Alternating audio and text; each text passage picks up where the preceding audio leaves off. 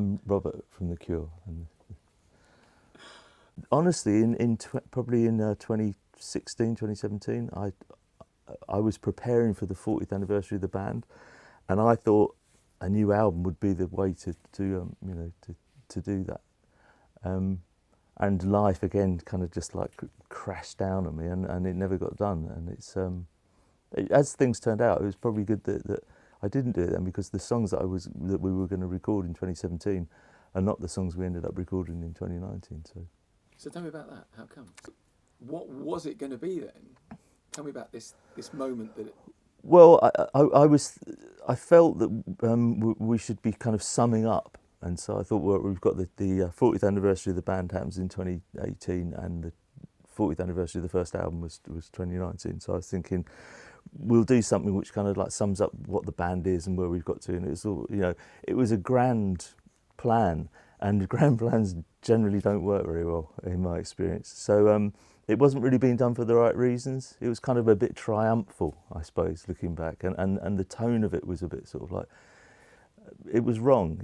As it turned out, what happened in 2018 was a great way to mark the anniversary of the band, and allowed me the time to actually think about why we would be making a new album. And what happened in 2019 was much more natural, and it kind of everything evolved out of that. There was no longer this idea that we were kind of celebrating something or marking something. It was just like it was becoming something that was much more artistic, actually, to be honest, rather than something that was a part of this overall sort of idea of like, here's The Cure after 40 years, like, be amazed. So the songs were all written over that period. There was no kind of much older songs. Oh no, they're really old. I mean, the oldest song on this album is the demo was done in 2010, actually. They stretched all the way through. The bulk of them, I would say, 5 of them probably have been written since 2017, but 3 of them are, one's 2010, one's 2011, I think, and one's about 2013 or 14. So there's so many songs to choose from that. I mean, this is jumping about, but I mean, we recorded 25, 26 songs, I think, in 2019. We recorded 3 albums in 2019. That's always been the problem, because I've been trying to get 3 albums completed, because my idea was like, after waiting this long, let's just like throw out Cure albums like that, every few months. Yeah, it's everything with hindsight. You think, like, really, I could have done that a lot better. But it will work out this time, because having finished this one, it's sort of like, and the second one's virtually finished as well. The third one is a bit more difficult because, if we get that far, I just talking about the third album. See what I mean? I can't help myself. Yeah, this is going to be one of my questions about like that kind of process. If there's like a whole spate of demos that get worked on simultaneously, or like specific songs get finished before you move to the next one, how does the kind of? Well, I guess it's everything.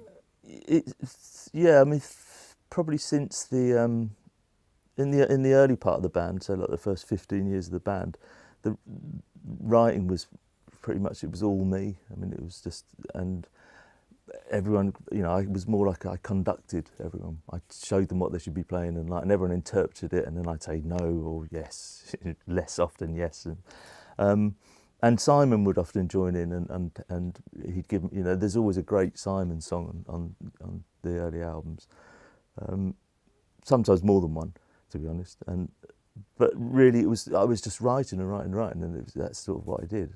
But in the latter half of the band's career, I have said to the others, if you've got something, play it to me, and like if I like it, we'll do it, And often some of the weird stuff that we do, it isn't me at all. It's like it's one of the others, because I think, well, that's really, I would never have written that. So I always write the words, but musically, sometimes Roger will come to me, or Perry, and say, I don't think it suits us, but what do you think? And I think that's great. It's like, let's do, like some of the jazz songs and stuff on Wild Mood Swings, and it forces me to write lyrically write in a different way, sing in a different way, and the band, it becomes better for it. It expands in ways which I wouldn't have otherwise imagined. If it was entirely left down to me, I think we would be a much less interesting band.